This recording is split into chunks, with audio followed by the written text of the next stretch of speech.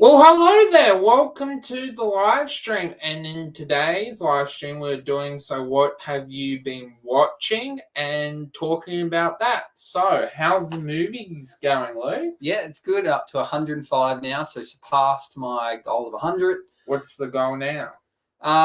Just seeing how far I can get. I think I'll be able to get to at least 120. There's at least 20 more films to come out this year that I want to see. So you want to get 15 more? Yeah, I think I'll get past 120. As to how far I get, it might come down to like the last week of the year. I might try and binge watch just to try and chunk a few on.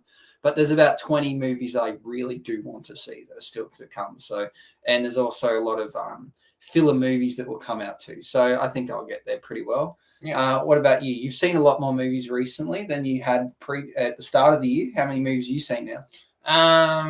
2, Transformers 1, and the Wild Robot. And I think the other day you're up to 35, maybe. Yeah, so you're getting close to 40, so it's a good number. You've obviously seen quite a lot of shows. So that brings me to ask you, what are some of the shows you've been watching in September? So I have been watching on Stan in Australia. I don't know what it would be in other places in the world. Is called Night Sleeper. So it has basically taken this trend of people get hijacked. 2 other shows have done it. What are Hijacked and Red Eye? What were both on planes. This one is on a train. Someone has taken over like the security or the network of Britain, and the cyber people have to work out why this person has done it. If I got to be brutally honest, I wouldn't recommend watching this show. It felt very rushed of who the person is, and from all the hijacking shows, this one is definitely the least one that I like the most. I don't know if it's because it's on a different transportation or what it was, just not a good show. So did you finish it, or you still? Yes. How many episodes was there? 6. Okay, so bit of a hard slog if you didn't enjoy it. No. Which is uncommon for you. Mostly you're quite positive about shows, so this must be a pretty bad show then. Well, the problem is that they reveal who the person is in the last episode, but it actually doesn't make sense because the person lets the main character, Abby, get out. What if you're the main villain, you wouldn't let that person, like, there's quite a lot of plot holes in this show, so can dissect it, but I want to talk about other things. Okay, a show that we both watch. I didn't think you would watch it, and you've in fact watched 2 episodes of it. Is Agatha All the Way? Yeah. So this is the spin-off of WandaVision, but I guess one-off is a spin-off of Marvel, but it's whatever. It's its own Disney Plus show. It follows Agatha, who becomes the kind of pretty bad villain in WandaVision, like a pretty lackluster villain, but now has got her own spin-off show.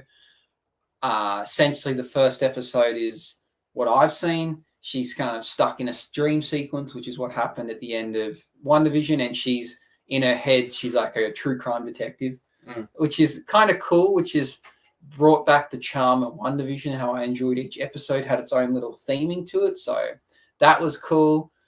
What do you think of it? You've seen 2 episodes now. I know you were very skeptic in the first place. I was enjoying the first episode. I liked that it played off the TV show out, and then the second episode happened, and I did not enjoy it as much, and I'm just not excited to watch the next episode. I hope it picks up, but I got a question. What is this show for?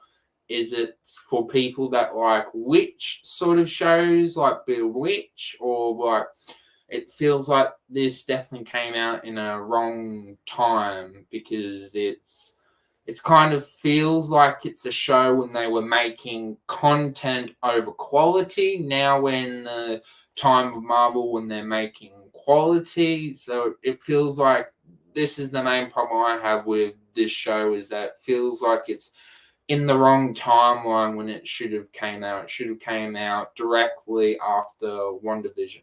Yeah, I was going to say the same thing, where Marvel have been very selective about their movies and particularly TV shows this year. Why this? Which makes me think maybe it's going to be really good, because if they're only going to bring out one. Have they brought out any other shows this year besides like animated?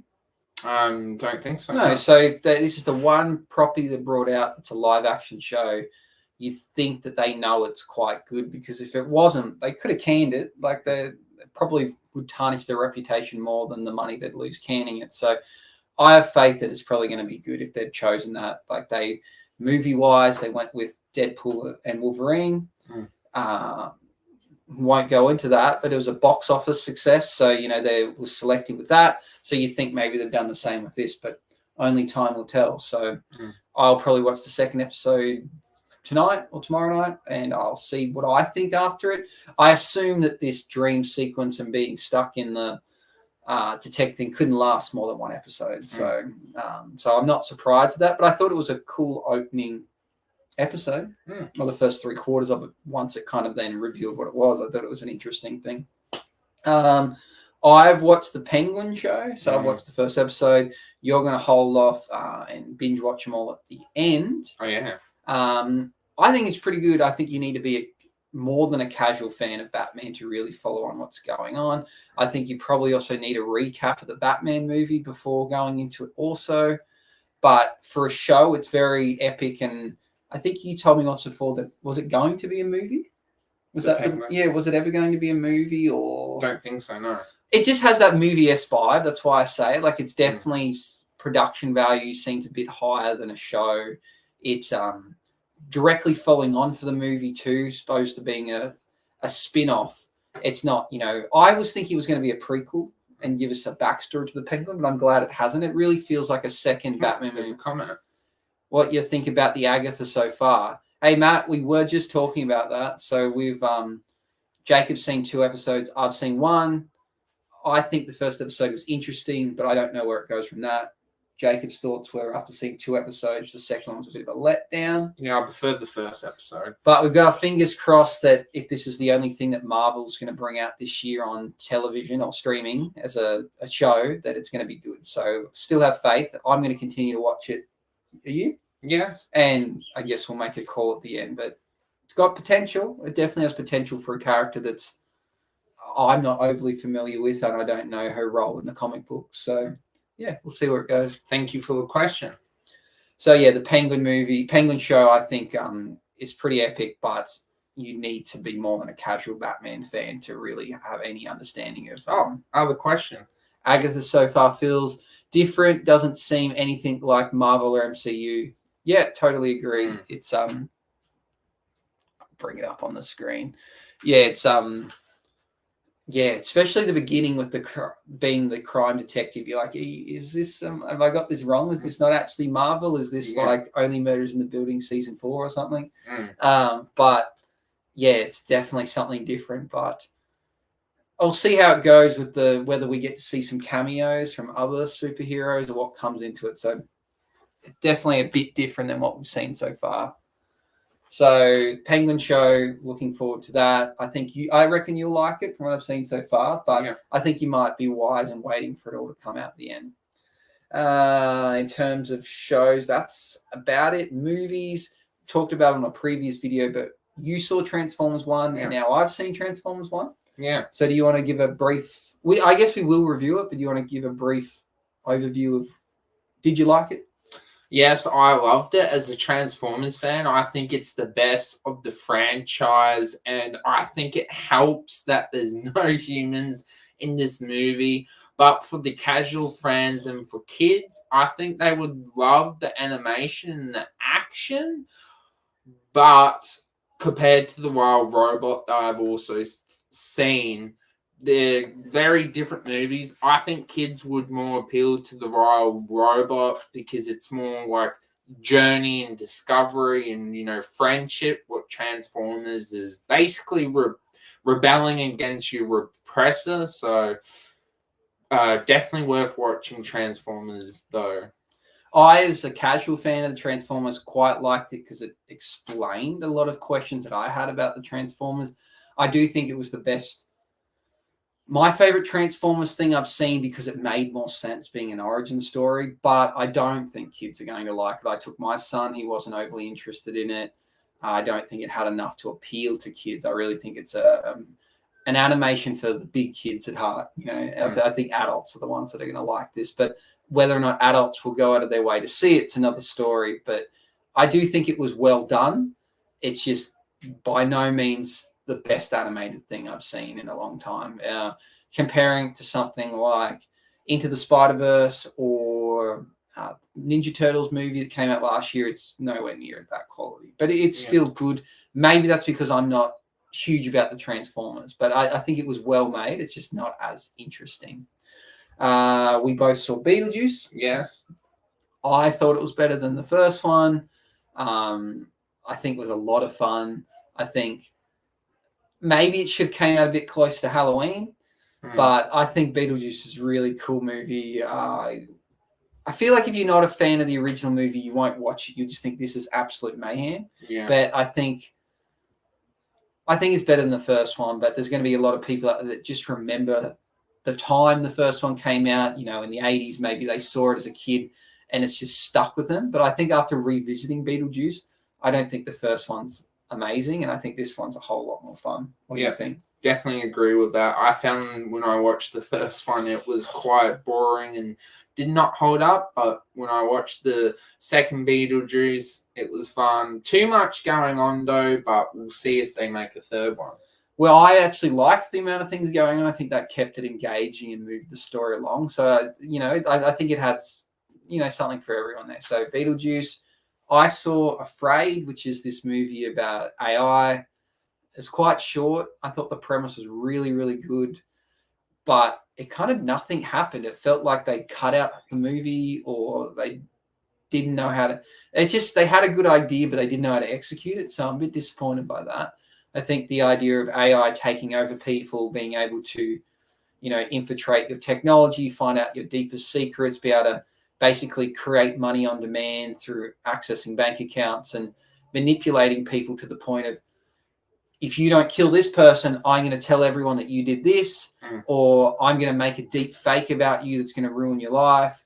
One of the characters, for instance, they show him, he's driving his Tesla, and they show him a deep fake video of him saying he's going to commit suicide, and then it controls the car and drives it into a tree. Like, that kind of stuff's really scary and clever. But the movie itself wrapped up really quickly and nothing really happened in the end. We just got a taste of what could have been something pretty epic. I don't think they'll make a second one, but it kind of needs to because it didn't explain the story very well. You saw The Wild Robot, so tell us a bit about that. Oh, The Wild Robot. The animation is gorgeous. The plot is fine to do with the story, and definitely enjoyed my time with it. I did cry or, did get emotional, and it's definitely one of the best movies of the year, and I think it's definitely worth watching since it's the school holidays, and I think you'll definitely have a great time. Okay, that's good to know. Is it fine? Like, is there any talking in it? Yes. Oh, so there is talking. So to say, does it move along? Because it seemed like from the trailer it was in silence, but is there much talking? Yes, there is. Okay, so that's fine. Because I was thinking from the trailer, I'm like, I don't know how this movie will progress if there's no talking going through it. Okay, that's cool. I'm very excited to see it. I don't think I'll dare take my son to the movies again after my last experience. He wouldn't sit still, so I think I might have to go watch this one by myself. But very excited about it. The only other movie I've seen in September worth speaking about was Speak No Evil. So you haven't seen it yet? No. I really think you need to do yourself a favor. It's got James McAvoy in it, who's from things like, was he Professor X in the X-Men? Yes. He's also in Split, which is what most people would know him from. His acting in this is 10 out of 10, A+, is ridiculous. He somehow makes a psycho killer likable, funny. It's unbelievable. It's almost scary how good he is. The movie is suspenseful, ticked so many boxes for a thriller, and it left you wanting more. I think a lot of thriller movies are silly. I think this one wasn't. I think it ticked a lot of boxes. So for me, it's maybe the 5th best movie I've seen this year. So I really, really liked it. And if you're a thriller fan, you'll like, and I think even if you're not, you'll get something out of it, because I think the thriller fan may pick on it a bit, but the casual fan will just see it for what it is, and you'll be on the edge of your seat. Plus, no real jump scares, nothing too gory. So, it's watchable for most people. So I just think, let alone the acting was phenomenal. So I think definitely worth going out and seeing that. So that's what we've been watching. What was the best thing you've seen this month, whether it be a trailer, a TV show, a movie, podcast? It could be. What's the best thing you've consumed this month in September? The best thing is probably The Wild Robot. Okay. And what is the worst thing you reckon you've seen this month? The worst thing is Night Sleeper. Okay, so 2 things you did mention. For me, The best thing, I'm going to say, I reckon Speak No Evil. Good choice. The worst thing I saw, did I see any bad these TV shows?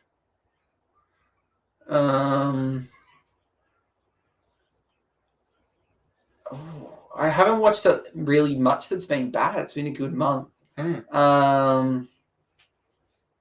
Maybe I talked about on a previous video that I don't think it's out yet, was High Potential.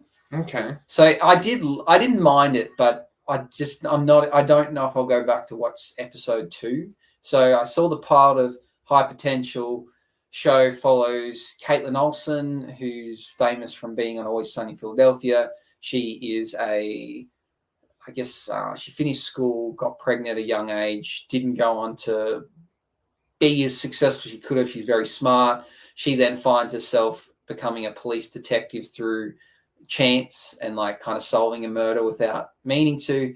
And I think the show is going to follow her and being this quirky little genius and her way of solving things. So the premise was kind of good. The execution was okay, but it just didn't grip me enough to want to watch a second episode, which is kind of disappointing. I think the show had high potential and it didn't live up to it, and it's coincidentally named High Potential. So that's probably the worst thing I've seen. But in saying that, it wasn't too bad. I think September's been a pretty good month for things for me. That's good. Okay. What about some upcoming releases and news? What's coming out this month that you're excited about? Definitely seen Venom and the Joker. Yeah, so the Joker comes out 3rd of October, so pretty close. So we've got that. I'm looking forward to Venom. I'm going to have to watch the second Venom. I haven't seen it. I'm kind of going into this movie expecting it to be rubbish, but I don't mind because I do like anything Spider-Man related. What are your expectations for Venom? I actually think it looks pretty good from the trailer.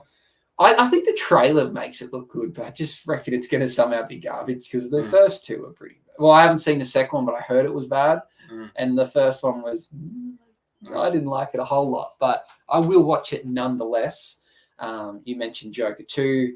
I'm still hoping it's going to be the best movie of the year. I'm going to make a big thing out of it. I'm going to go watch it in gold class and have a bit of a feast because it comes out just for my birthday. So I'm very much looking forward to the Joker 2.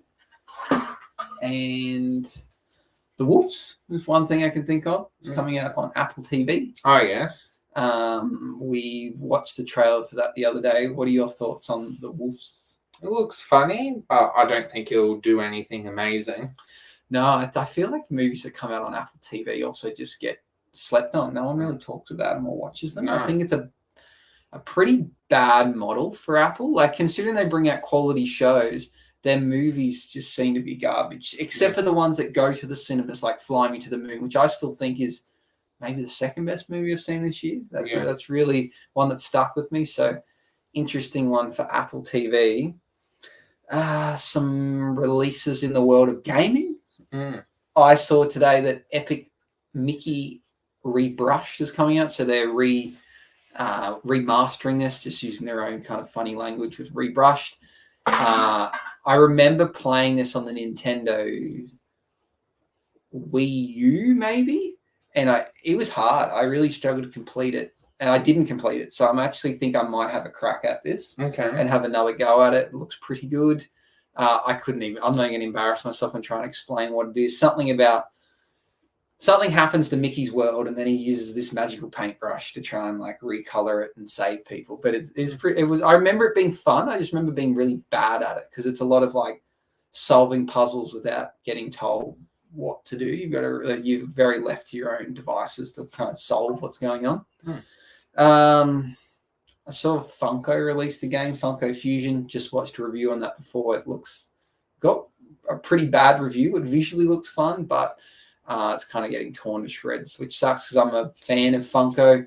Don't own many pops anymore, but I used to have a very, very large selection, which made me a lot of money selling. But yeah, I don't have any more Funko stuff anymore. So I remember like 5 pops that people have given to me. But yeah, I'm kind of bummed out this game isn't a success because I would like to see it. Would like to play it. So unfortunate.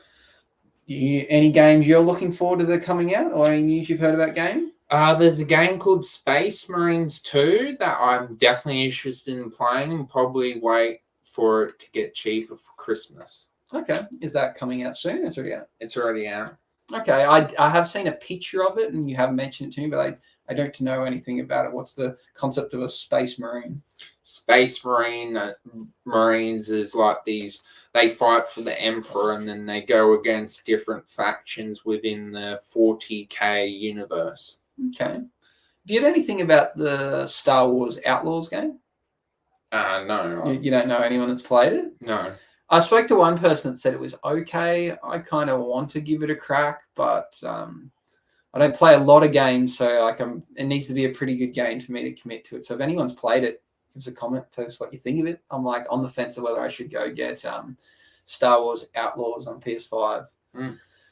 Okay, so I remember prior to this, you said you wanted to have a chat about a deep dive into the Penguin Show. Yes. Which is going to be interesting because I've seen some of it and you haven't. So what's the deep dive? What do you want to talk about the Penguin Show? What does it do well and what doesn't it do well? From what I've seen so far, I think it does well in terms of it directly follows on from the movie and it's dark and broody. But in terms of what it doesn't do well, maybe it's the same thing. I think it really closes off its audience. I think you're not going to get casual fans. You're going to need people that like that Batman movie. And even though it was a success, there's people out there that still didn't love it. Like they felt maybe there was Batman fatigue. We've had too many Batmans and probably didn't go watch it. So I hope that's not its demise. I saw that it has extremely good ratings. So the people that are watching it are enjoying it. So I guess the thing it does well and the thing it does badly is the same thing. It's dark and broodiness. I like it, but I think it could also be its demise. Again, something it does well and does poorly could be the same thing as it kind of glorifies the Penguin. He's a villain, but he's the hero of the show in a way. Like you're rooting for him. You're following his life opposed to a show where you're watching Batman try and take down the Penguin. You're watching the Penguin try and take down the mafia family. So maybe people don't want that. People probably wanted to see. If you want to see a show about Batman, I think you're going to be disappointed because I don't even think there was a reference to Batman in the first episode. So that's interesting. I guess we'll see when more episodes come out. I'm hoping we're going to get Easter eggs of more and more like niche Batman villains. So, for instance, in the first episode, we saw Sophia Falcone, which is, she's referred to as the holiday killer, and she's a serial killer in the comic book. So we get to see her in this, which is kind of someone I hadn't seen in the previous Batman movies or shows. Maybe in Gotham. I didn't finish Gotham. I only got maybe 3 out of 5 seasons in. But, I'm hoping that does that. We see a few more niche characters come to play. What would you like to see in this show? I would like it to feel like a true mafia show and kind of show how hard life is in Gotham and kind of show that, yes, we got the Batman, but life is hard and difficult. Yeah, it's I think that's what we're going to get, to be honest. Like the show is It's definitely focused around the mafia, which is probably my favorite part of Batman. That's why I really enjoyed Batman Begins, because it focused on taking down the mafia. I think when Batman gets into supernatural things like your Killer Crocs, I'm less interested in that.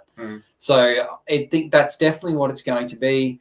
It's Penguin basically wanting to move up in the world, this whole idea that he has potential, and everyone says that, he everyone underestimates Oswald Cobblepot, and he is now playing, the Falcone and the Marone family against each other, and ultimately to become the kingpin of Gotham City. So I think that's quite cool. We see him in the first episode even put in some difficult situations where he can only get out through his cunningness. He doesn't have power, strength, speed. He limps. So he uses his cunningness, and by playing the right people against each other, he kind of is going to manipulate his way to the top. It very much feels like a show that I like, Power, that does that. So yeah, it's definitely about like the underworld, drug dealing, and manipulating your way to the top as opposed to using brute strength. So I think you're going to get that. And ultimately, the Joker will be when he comes into it. Is he going to be in the show? The movies, I believe. Yeah, I don't know how this Batman, this current, is it Matt Reeves that's doing these Batmans? Like how he's going to do all that. And I actually wouldn't mind if he didn't focus on the Joker. We've got the Joker movies. We've had, Heath Ledger. It's absolute epic as a Joker in a Batman movie. Do we need to rehash the Joker? At some point, we obviously will. But I don't mind seeing a show that focuses on someone different for a change. Oh, we got the comment. Is the Penguin show supposed to be a setup to Batman 2? I believe so, yeah. I would definitely say so. It almost directly follows on. So the first sequence in the show is showing news where they're talking about, the Riddler has blown up parts of the city, and yeah, it directly follows on from that. So he says, I would assume this is part of DC's Elseworld, like the Batman, the Joker. So it definitely ties in. It ties in directly with the Batman with Robert Pattinson. So the Joker is like, as you said, it's like its elsewhere world thing, so that won't tie into it in any way possible. But this is directly related to the Batman movies, and we may see the Batman like an outline of him or something at some point in the show. I don't think we're going to see a fight scene with him or anything appear. But yeah, it's definitely focusing on the dark, gritty underworld, which I think is clever. I think getting to see a different side. Essentially, this show could work if it wasn't about Batman in the Batman universe. If it was just a show about the mafia and selling drugs, because that's what it is. It's about them selling drops. So I think that it'd be standalone without having the tie into the Batman would be great anyway. So the fact that it kind of has that epicness that, this is within the Batman world, this is the Penguin, I think is cool. I'm glad they went this way instead of a backstory to the Penguin, because I guess Gotham is really a backstory to the Penguin. So it's nice to see something a bit different. So very much looking forward to the second episode coming out Friday, I'm assuming. Yeah, so I'm waiting for that. I may even rewatch the first episode again just to wrap my head around all the roles and the manipulation going on between the different mafia families. And we also read an article that Matt Reeves is, because they were going to do a spin-off show that was actually going to be about the Gotham Police Department, but instead they decided to scrap that and more focus on quality over quantity. Yeah, I think it's a smart move. I think after the success of the Batman movie and going that really, really dark direction, I still think a show about the police department could work. Yeah, it can. And so we've got the movies that focus on Batman. We have the spin-off shows focusing on other characters. I think that's great. Lieutenant Gordon. Yeah, I think that would be really cool. I don't want to see an origin story because, again, that's really what Gotham's about.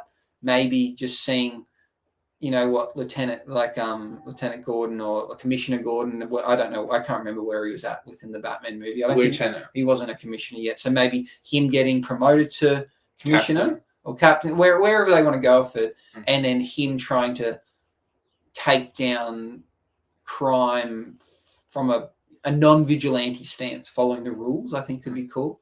I think there's potential for that. It may even get revisited. Maybe it's just put on the back burner, but they're saying that they wanted to focus on more gritty characters. But besides the Penguin, where do you go next? Who would deserve a spin-off? Maybe Two-Face, because you're dealing with like the law, the DA side of it, and then show how, because Two-Face is quite an interesting character. Yeah, I think that would be cool. So we get to see him be, the lawyer wanting to run for mayor, something going wrong, like him having his face deformed, and then maybe he becomes a villain in the movie. Like he could have a one-off spin-off series with 5 or 6 episodes, maybe 10. And it's just showing him becoming Two-Face, because then otherwise you introduce Two-Face into the movie without a backstory. It's not as epic as if you get to see him build up. Because I think that's the best part about Two-Face, is the fact that he was a guy that was so by the books and followed the rules. And then basically the Falcone family deformed his face following the comic books. And then he becomes a villain himself because of it. I think it's one of the best backstories to a the only backstory I think is better is the direction they went in the Joker film. I think the backstory to Arthur is so good, but then that doesn't tie in with anything else in the Batman universe. That's just a standalone, but that's a pretty epic backstory. Yeah, so that would be cool, a standalone for Two-Face. Two-Face, yeah. Maybe Catwoman.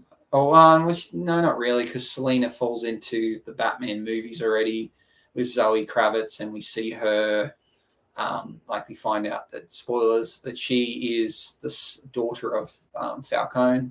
So I don't know. I think there's potential. I think if they have success with this, they should continue with it. But their next project needs to be Batman 2. And there has to be a movie. Otherwise, the appetite will dry off. We've got another comment. It says, I hope to see Mr. Freeze, Clayface, Poison Ivy, Two-Face, and villains from Batman 2 or 3. That'd be cool. What are your thoughts? Like, Mr. Freeze, out of those, Mr. Freeze, Clayface, Poison Ivy, would you like to see them in the new Batman franchise?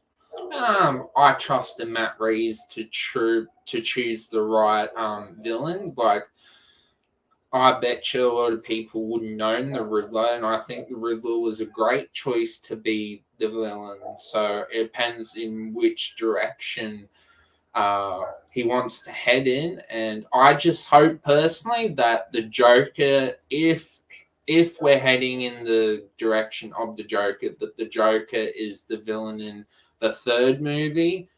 But yeah, those are good choices. My only problem with that is I really like it when Batman stays away from supernatural stuff, and I know that's my own preference. Like, I love those characters in a cartoon sense, or a video game sense, but I like when the movies don't go that way. So Clayface can't exist without something kind of supernatural.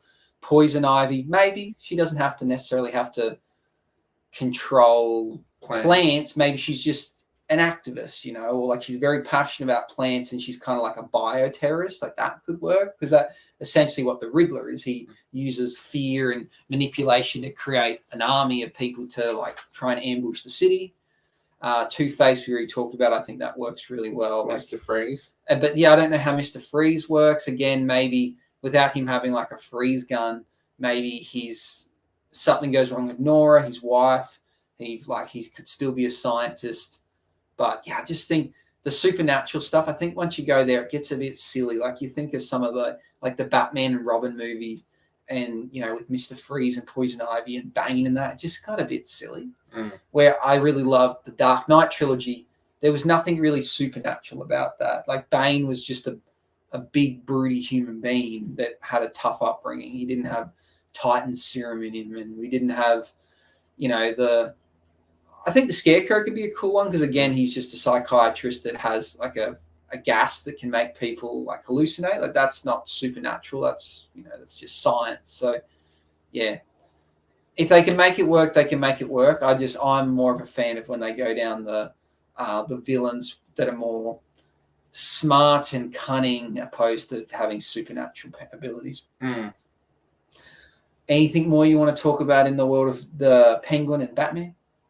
Do you think it would be cool if how they end the show is like an ending credits scene to lead into Batman 2? Because for me, I think that makes sense. Like you maybe see, I think that makes sense. I think that'd be very cool if they can do that, have a direct tie-in. And then I guess if they do that, you're going to direct people to watch the show, because there's a lot of people out there that probably like the movie but aren't even aware of the shows coming out, don't have Binge or HBO Max in America, and they just might forget about it. Suddenly, the second movie comes out or is about to come out, and people are like, no, you have to watch The Penguin. It won't make sense. Go watch The Penguin. Suddenly, the streaming will go through the roof on that. So I think tying it in for sure it's a no-brainer. Indeed. Okay, so the Penguin show. So we're going to move on to doing a review of Transformers 1. Yeah. We kind of gave our indication before of where Jacob leans towards it, where I lean towards it. So let's do a live review, give our scores, and we'll see where it ranks. So as always, this is our scoring sheet. I love how the green disappears. It's cool. It's where we give our scores for each thing. We have 10 categories, and that gives a total score out of 100. And that's how we work out how we rate a movie. So the first thing we've got here is the plot and storytelling of Transformers 1. What do you give that out of 10? For me, I'm going to give it a 6. It does a serviceable job for newcomers and for fans, but it does feel like it's 2 movies, and it does feel like they rushed the transformation of Megatron a little bit too much. Look, I know I would probably be the same, hearing that the person I idolized was actually a liar and kind of not a good person. But it does feel rushed, and I know it's kind of a kids movie, but I wouldn't mind if it went for 2 hours. Like 102 minutes is a pretty short movie, so I think a 6. It does fine, but definitely could have been better. But this feels like it's a setup for the next movie, but I'm very keen to watch the next one. Yeah, I think you're right there. Megatron kind of went from being like the most likable character to being like the villain very quickly. Mm-hmm. Yeah, I think I just don't see a switch turning that quickly. So I'm going to give. I like that it gave a backstory and explained the Transformers universe to me, because I'm not fully across it. So I think it did a good job of that. I don't think it appealed to its audience that well, but we'll get into that later. So purely from its storytelling and plot, I think it was simple. It wasn't overly complex. It made logical sense as to why the bad guys did bad things and why the good guys did good things. I think it was very clear cut in that. I'm thinking maybe a 7. It wasn't a masterpiece, but it was good for a franchise that I don't have a lot of knowledge or investment in. So I'm going to give it a 7. What about its cinematography? So we're talking the visuals and sounds. Obviously, this is an animated film, so it's going to be a big part of it. What do you give that out of 10? I'm going to give this an 8, because compared to the Royal Robot, like I think the Royal Robot would be a 9 or a 10. So this gets an 8. It looks very spectacular when it comes to the action scenes and things like that. Very impressive and pretty cool when they do transform and things like that. So animation wise, pretty amazing. I like the art style. Visually, it's not the most visual world, the Transformers world, and the whole why do they transform into cars, I don't fully get. I know I've had it explained to me before, they kind of mimic what's around them, so it makes sense why there's the Transformers that transform into dinosaurs, because they were around when dinosaurs were on Earth, and then the animals, and then but on their own world, why are they transforming into cars? Why did I didn't get it, but that doesn't make sense to me. So I'm thinking visually, for an animated film, it did okay. It didn't blow me away. So I'm thinking maybe a 6. It's just a little bit better than halfway for its visuals for me. The voice acting was fine. That we'll get into it later. So that's not part of it. So what about the directing? So we're more talking the pacing, the way they decided to piece this together. Like, do you think they did a good job of the Transformers 1 movie? For me, this gets a 6. It, like I said, it does feel like it's a rushed production, but I do understand why, because this is kind of a setup movie for the next one, and I hope the next one is longer as well. But for this movie, I just think it's a very rushed movie with the direction. I don't know why that is, but it does a decent enough job with the direction, so a 6. I gave it a 5 mainly because I think it wasn't. It didn't explain the parts that it should have, and it over-explained others. It kind of like started off with like, before he becomes Optimus Prime, or I can't remember what they gave his original name was. But like he's digging through the archives and like didn't really explain why. I think maybe it needed to start at a different point. They kind of rushed the going from good to evil really fast. They kind of underplayed the kind of main villain until it becomes Megatron. Yeah, I just think maybe there's a different ways it could do. I think it attempted to be funny but didn't really nail that. And then it was also trying to be serious but probably didn't quite nail that either. So I think overall it was a 5. But it's a funny movie. It's animated, so you think it's for kids, but I really don't think it is for kids. So yeah, it falls in a weird category. What about the experience and engagement? You said it was, what, 102-minute movie? Yeah. How engaged were you throughout? For me, this gets a 9. I was very invested when it came to the characters. The reason why it doesn't get a 10 is because it feels like it starts off as like a cartoon special, and then eventually when they do get their sparks, it changes into an awesome movie. But unfortunately, it doesn't go for long enough for me to give it that 10, is because it's very rushed, and unfortunately it needed more time for the transformation. Even with Megatron's eyes as well, his eyes were yellow, and then at the very end it became red when eventually he made the ultimate sacrifice to betray his friend instead of helping him. That was a cool moment, but yet again, that felt rushed as well. I'm going to give it an 8 because I was engaged throughout. It wasn't too long. It was kind of consistently like fun throughout, but mainly for a franchise that I don't have much interest in, it kept me interested in. And at the end, I thought, they did a pretty good job of keeping me wanting to know more and explaining it pretty well. So I'll give it an 8. So I think that's a fairly decent score for this. What about its point of difference, its X factor, its creativity? What does this have that other films don't? And I would say the point of difference within the Transformers universe is that this one has no humans. And for me, I think this is why it gets the best. So this is why I'm going to give it a 7. For me, I think having no humans, they can expand the universe and make, hopefully, the next 2 movies a masterpiece. They can tell awesome storylines. They can involve things that with humans would drag it down, because unfortunately with the Transformers movies we've got, they focus on the humans and just ruin the franchise. So for me, that's the point of difference within this movie, is that we get to have fun with the things that we actually care about more than the humans.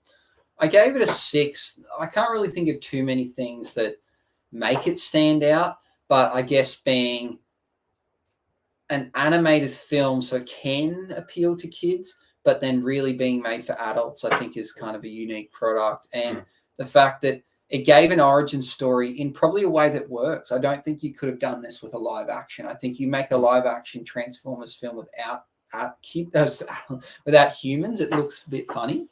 So I think that they picked the right way to do it, and it's probably the right time to do it. I think people are it's universally kind of accepted that you don't need to be really into anime or animated stuff to go watch an adult animation film. I think Across the Spider-Verse kind of changed that. Yeah. Sorry, Into the Spider-Verse. I think you got people that are probably not into cartoons at all, anything animated, go watch it and be like, oh, you know what, they're not for kids. You know, these movies can be for adults too. So I think that was its X factor, that it's probably brought in maybe some new audiences and then probably satisfied the big kids out there, because you think most people I think that are big fans of Transformers probably grew up watching the animated Transformer cartoon. Yeah. So in the 80s. yeah, so you know it appeals to them. They go, oh, we've seen animated stuff before. We're used to this product, and then they're also, but we like the Michael Bay films. So it's probably unique in the fact that it merged those two worlds together. What about the ending satisfaction? For me, this gets a 6. I was satisfied that with the ending cutscene and seeing how it all came together, but we all knew what was going to happen. So for me, the stakes weren't there, unfortunately. And for me, it did everything way too quick. But I am looking forward to the next movie, and I do think it's going to be better. Yeah. Before we'll just quickly answer this question. So Matt just said, I know this isn't about the topic of Transformers, but I hope James Gunn makes a new Flash film for the DCU proper Flash film. I enjoyed the Flash characters in the TV show on Cartoon CW. I was going to say Cartoon Network. Maybe this Cartoon Network. Yeah, I liked the Flash movie, if I'm going to be honest. I know people gave it a lot of hate, so I thought it was good. Yeah, maybe we need an origin story for Barry Allen. I think so, yeah. Do we keep the same actor in? You know, he's had his troubles, I'm not sure. But, yeah, I don't know. What do you think? I liked the Flash movie that recently came out, but I think I agree with you. I'm definitely looking forward to the new Flash movie. I hope they do it well, but we'll see with the new Superman Legacy movie coming out. Yeah, I don't mind if they redo the Flash with a new Flash or like set it in a different universe. I don't care. I wouldn't mind seeing it. Flash is a character I didn't care too much about, but now I'm pretty invested in. So I'm happy to see it. I always thought the Flash was a bit gimmicky, but now after watching enough things involving the Flash, he's pretty integral. He's almost too powerful, some of the things he can do. So, yeah, I wouldn't mind seeing something else Flash related. But do you like how his powers work? Just how fast he goes? It doesn't make sense, but I'm happy to explore it a bit more. The latest thing I watched with the Flash was the 3 parts to the, what was that show called? It was like Justice League, Crisis on Infinite Earth.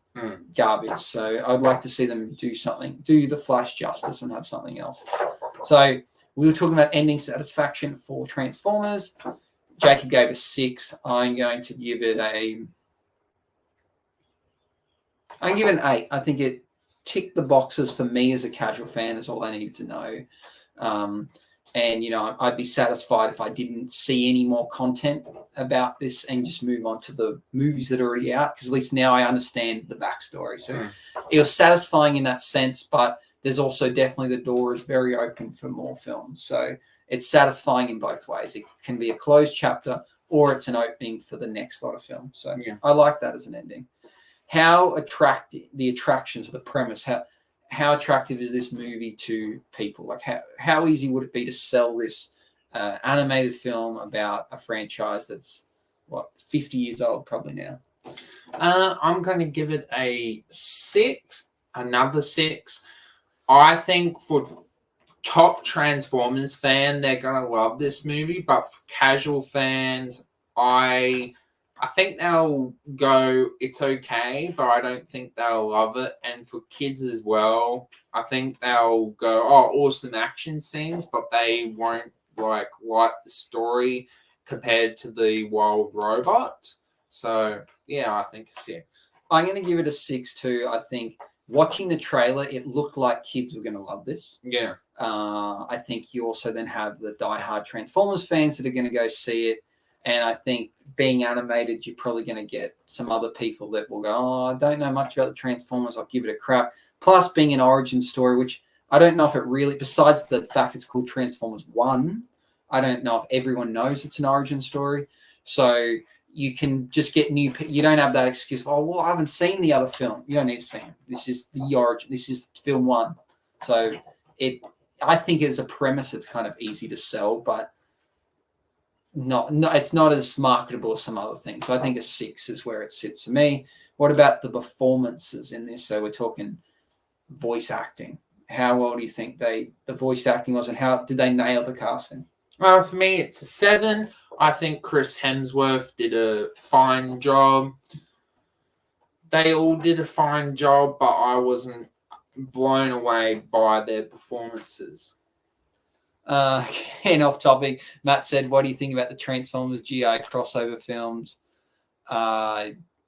I am only recently aware that these two crossover because they're both Hasbro products. You might be able to talk a bit more on this. I haven't seen the crossover movies, sorry. Yeah, I haven't seen them, but I am aware that they do cross over. I think, was it the end of the last Transformers movie? Beast, they said, like, hey, we want you to join this new program. It's called the G.I. Joe program. So that's kind of where I worked out. So potential, let's chuck in Monopoly next too.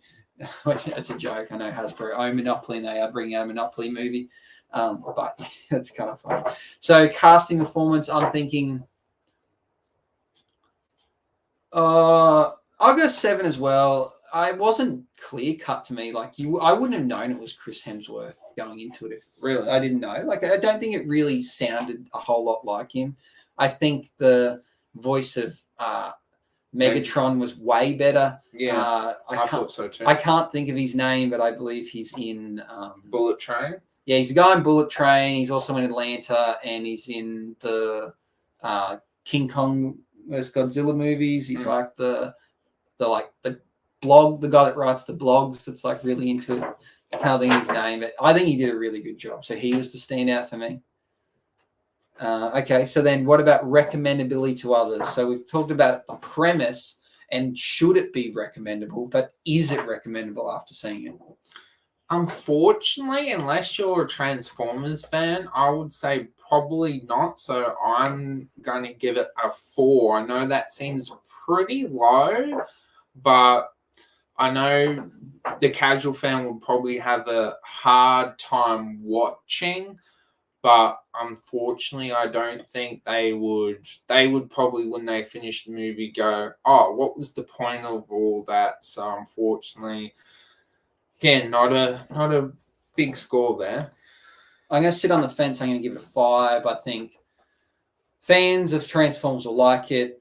It's hard to push it onto new fans. Like a lot of them, I'd say maybe wait to streaming. Like you don't need to rush out. And then if someone said, "Hey, it's school holidays. I want to take my kids to see an animated movie. What do you recommend?" I would probably. I haven't seen it, but I would push them towards the Wild Robot. It's a safer bet than this. So I think it's not as recommendable as I would have liked. Where think of last year, the Ninja Turtles film, I would have pushed that onto anyone. I knew nothing about the Ninja Turtles and absolutely loved that film. And I think that kids would have found it funny and thought it was great. But this one doesn't have that same appeal, I don't think. So last one, genre points. So we're talking animated film. And we said this movie really feels like it's made for the big kids. What do you think is an animated film out of 10 it would get? Unfortunately, I think it gets a 5. Like when it's compared to Into the Spider-Verse, The Wild Robot, Teenage Mutant Ninja Turtles. Unfortunately, it's not as good as those legendary films, but it is good enough that it gets a half, but not legendary, that it can compete against those films. I'm going to give it a 5 because I think it it's not groundbreaking for animated films, but it's definitely on the epic side of an animated film, and it does a good prequel to the Transformers movies. So I'll give it a 5 for that. But in terms of being higher than a 5, it would need to appeal to kids, and I really don't think it does. So for me, like your top echelon of animated films, if I was going to give genre points, you think of something like Frozen. I'm not saying it's the best film, but that would get a 10 because for an animated film, that is a film that adults like, kids liked, and like the music blew up and was in everyone's heads. Like that for an animated film kicked butt. This didn't do it. I think of Spider-Man, for instance, didn't overly appeal to kids, but it was that good of a film that it kicked butt in terms of animation, where this does neither. It's not for kids. It's not full of song and dance and things that keeps you coming back. And it doesn't really nail it in terms of being groundbreaking enough to go, yeah, this isn't made for kids, but geez, it was like, you got to see it. We're like, I think the Spider-Man movie is still considered in the top 5 highest ranked movies on IMDb, which is nuts for an animated film. So I'm going to give it a 5. Let's tally it up. You want to have a guess at what you might have got? I think, unfortunately, around the 60 range, because I believe we did a review last week and that was Brent Twice, and that got around the 70. So I think this got a lot lower. How's this? Apple, for those out there, Apple, since updating their phone, you can now see the things on the calculator. Like as you put in each additional sum, I used to have the problem of worrying that I missed a score. No longer will I get our scores wrong. No longer. So there you go, 6 and 8, 6 and 9, 7, 6, 6, 7, 4, 5 for a total of 64.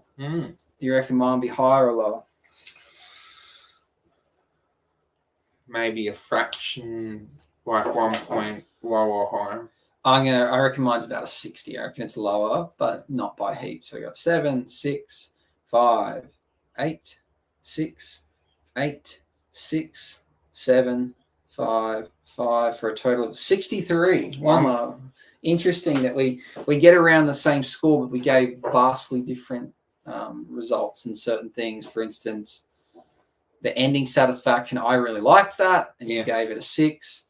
And then we differed basically the cinematography. Yeah, we're kind of one higher and one lower on the other the whole way through. So 64, 63. I think that's fair. It's where have I got it on Letterboxd this year for films? I think I gave it a 3 out of 5 stars, which is around that 60%.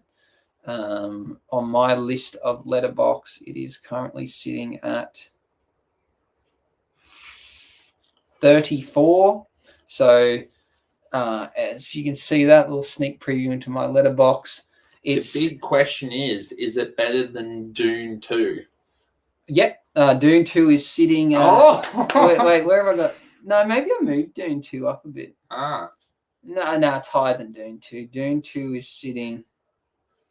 I think I need to rejig this. I think Dune just kind of got pushed way down because I just kept bad mouthing it. Where is it? Dune 2. I can't even see Dune on my list. Oh, no. It's on there for sure. I just can't find it on it. So, for instance, where it sits, it is 1 below Mean Girls, which was one of the top 5 movies. Top 5 anticipated movies. Yeah, sorry, here we are. Dune's at 41. I think it's better than Dune because I'd watch it again. I don't think I'd watch Dune 2 again. So it's 1 worse than Mean Girls and 1 better than Incoming, which was a Netflix movie that came out this month. So sits around Roadhouse, for instance. Anyone seen that? And just a bit below Furiosa. And at 31, 3 above it, is The Holdovers, which like won heaps of awards, and some people reckon it was like the best movie they saw all last year. So that's where it sits for me. So it's okay. It's an okay film. Any other topics you want to discuss before we wrap up this live stream? So I was thinking of talking about what does a show have to do for you to want to watch it again, because I was having this discussion with my mum, and we actually finished off Friends on the weekend, and then me and Mum watched the first episode again. What was Seinfeld? I've finished it once and have never wanted to watch it again. What does a show need to do to want you to watch it again? Is it the ending? Is it the characters? Is it the writing? What do you think it is that needs to have you come back? The simple answer for me is probably needs to be hilarious. I'm not a fan of rewatching shows because they take up so much time. So it needs to be funny. Otherwise, I'm probably not going to go back and watch it. And then I think it shows that I've rewatched. It was prior to streaming really taking off. So it was, when you had things on DVD. So you go and spend a couple $100 on buying 10 seasons of a DVD. You want to watch it more than once to get your money worth. Where now with streaming, I don't know, there's too much stuff out there. I'm probably not going to watch anything again. I might just chuck on an episode here or there. Like the other day, I bought a projector screen. So in my room, I got this like 200-inch big projector TV now. I can watch stuff. The first thing I chucked on was a random episode of Always Sunny in Philadelphia. So I think I would watch random episodes, but that only really works for sitcoms.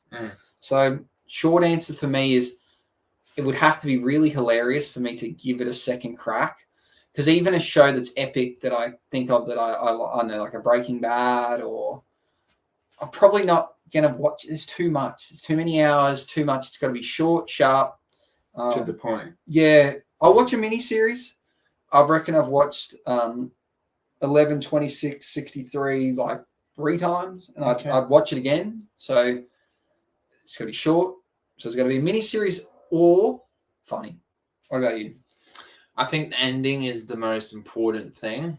If the ending's not good, I don't want to watch it again. Well, why I personally don't think the ending's a big factor is if you're rewatching something, you already know what happens. So if the end, so you're essentially rewatching it because of the journey, not because of the ending.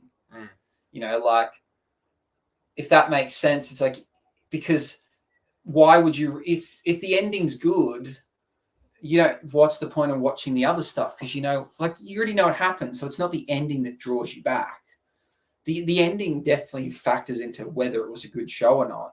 But if you're like, oh, it had a really good ending, so I'm going to go back and watch, 200 hours of shows of this show. So just because the ending was good, that made you want to go watch 200 hours of things to lead up to the ending. Like if I told you that this show is going to be boring as batshit for 200 episodes, but the 201st episode is the most epic ending to a show you're ever going to see, would you want to watch 200 hours of it? Like the ending, it's got to be more than the ending. But I get what you're saying. The show has to be good and the ending be satisfactory. Where I can get away with that. If a show's funny, like for instance Seinfeld, the ending sucks, but I would watch, maybe not from the start again, but that does not deter me from watching a random episode of Seinfeld because each episode on its merit is funny. How I Met Your Mother, for instance, like the fact that if you never actually found out who the mother was, it didn't matter. The episodes were funny. That was just kind of a very small part of the show in the end. So, for me, it's the journey, and it's generally got to be funny, except if it's not a comedy, then obviously it needs to be pretty epic.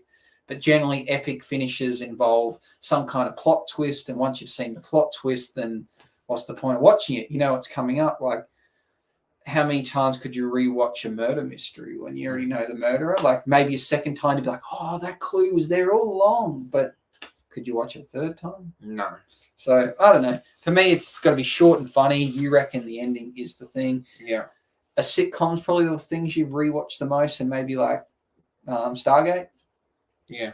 Yeah. Like how many drama shows do you reckon you've rewatched? None. Yeah, it's hard to rewatch a drama, I reckon. I know some people do. Like people will sit there and watch like Grey's Anatomy on repeat, and I don't know if anyone's ever watched Bold and the Beautiful on repeat. There's too many episodes, but yeah, people do watch dramas on repeat, but not for me. I think to rewatch something, it's got to be funny. Yeah. Have you noticed the trend? I don't know if you've noticed, but almost in every show, there's either a lesbian couple or a gay couple. I'm kind of to a point when I go, why do we need to appeal to that just to tick a box? Like, to me, I kind of actually feel a bit discriminated against because I don't see them write someone with a person with a disability in it, or if they do a bad job, or they just, I'm glad you mentioned that about the disability. I thought you were about to say you felt discriminated as a white man. I was like, geez, you're going to get some hate mail saying that. Yeah, I get where you're coming from. I think that there's an overrepresentation, but there, without trying to sound like a sit on the fence, I guess that's TV's way of saying, hey, we've underrepresented the gay community or LGBT or I don't know. We've minorities have been underrepresented in the past. So how about we just bump those numbers up a bit, which now it doesn't really resemble real life. You know, I know what you mean. You watch a show and, you know, there'll be five friends and then they have their families and couples and they'll be like 50% of them will be gay or lesbian and like gay males, lesbian females, transgender, whatever. And you go, that doesn't represent the circle of friends I hang out with, but maybe if you are part of that group, then obviously it will represent the people you hang out with. But the general population, like I don't know, like I couldn't imagine that the percentage of people that identify as bisexual or gay, lesbian, or like it would be 20% of the population, probably less. So I guess when you see a show and there's 50%, you go, well, that doesn't represent, but it's maybe just trying to correct the wrongings of the past where there was probably no gay prominent gay people on TV. So it's undoing the wrongs of the past. But for you, I guess as someone with autism, you could say, well, it's not many people represented as autism in movies and television. And when they are, they're generally represented like almost offensively. Yes. You know, I think of a movie like Something About Mary. Have you seen that film? Yes. Her like younger brother, I believe. I assume you consider him on the spectrum. He like freaks out and he gets touched. He like beats the shit out of someone. And it's like you're trying to make out that someone with a disability is violent and like, you know, or yeah, the representation is usually not very favorable. And then we get shows that kind of did a good job like it with Atypical and you can explain what happened in Atypical. Where did they decide to go with that show? They made the sister, even though she went out with her boyfriend, of course they made her become a lesbian, even though she liked her boyfriend. Yeah, so that show, like the main theme was a person living on the spectrum trying to find love, became the secondary storyline in his own show. Because his sister was a lesbian, and you're like, well, that's a kick in the face, you know, like you finally done a show that's represented someone well on the spectrum, and then you basically say you're not as important as someone that's, you know, sexually diverse. That's probably the wrong wording, but I'll use that. So it's a funny one. So yeah, there's a bit of an overrepresentation, which I'm all for the representation, but I think you overdo it. You also kind of can create hate. Like I know there's some people out there that I know that are very homophobic that get really pissed off about this. So they're now like, this show has created an enemy of a group that's already kind of discriminated against. So maybe you need to like keep it in check with reality and, you know, try and be represented but not overrepresent. I don't know, but you're right. Every show has that. I think of a show I like that I'm not as fond of anymore, not because of this, but the High School Musical, the series. I think by the end of it, like nearly every main character became gay, and you're like that's not representative of anything. Like, come on, like you do it once or twice because you're trying to say out there because their viewers are young. Hey, if you fall in this category, it's all right. There's people like you. Be open about yourself, you know, here's a positive role model. But then when you overdo it, then it's like, well, this is just silly now. Like this doesn't happen. They're literally two characters that we spent a whole season them falling in love to then one comes out and goes, hey, you know, I'm not actually in love with you anymore. I actually like girls now. And this was a girl character. And then her boyfriend's like, yeah, that's all right. I actually like boys now. And you're like, when does that ever happen? Like, come on. Like, this is like they're going from being madly straight and in love with each other to being like, nah, we actually like the opposite sex. Like, I don't know. It's a bit silly. I'd like it almost took the piss. So yeah, I agree with you. Mm. What are you got any more thoughts to this topic? Guess got to get used to in a show that it will happen now. It's like when the writers meet in the writing room, what do we have to do in the show? We got to, instead of it making sense, we got to have it in the show. Well, I think movies should aim for accuracy. You know, like if you have a character that's got autism, get someone with autism to play them. You know, if someone's, you know, meant to be Portuguese, get someone from Portugal to play them. You know, like I think you do that sort of stuff, and then it's kind of fair. It's not discriminative because, well, the thing is, then this probably already happens in a film where, you know, the one character might be clearly Asian, and then their partner might be clearly like African. And then their child will be a completely different race because they're like, well, we can't like this, you know, we wanted to get this actor in or actress, and that's what they look like. So, well, it's not realistic. Those two people would not make this child. So you're actually kind of being discriminative by trying not to be discriminative. Like, just be accurate. Like, I think this movie Afraid I watched last night and finished off. The father was Korean. The mother, she was like probably of European descent, maybe Irish. I think the actress is Irish.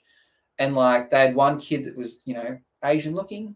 And then their other daughter, like, she looked like she's Mexican. And you're like, where did that come from? Like, they wouldn't produce that child. Like, this is just silly. Like, why are you doing? And I guess you can say, well, we don't see race. We don't see color. It's like, but then you lose accuracy. Like I think films need to be accurate. So it is not racist to be accurate. It is not discriminative to, you know, be accurate. Like that's just accuracy. Like, what were we going to make a film about, you know, Indigenous Australians, and then we get like Indians to play them? Like, that's not accurate. It's offensive. But you're saying, oh yeah, but like we don't see color. We pick the best actors. Like, well, that's offensive to an Aboriginal Australian going, well, this guy's from bloody India. Why are you getting him to pretend to be us? Like, this is racist now. So I think accuracy is the safest bet. So if you're going to make a show that has people of diverse genders and sexualities, look at the population numbers and accurately represent that. And then I think you're in the clear. Yeah, that's true. Okay. Yeah. As always, like and subscribe, and hope you have a good rest of your night or day, and see you next time. Bye-bye. See ya. Yes.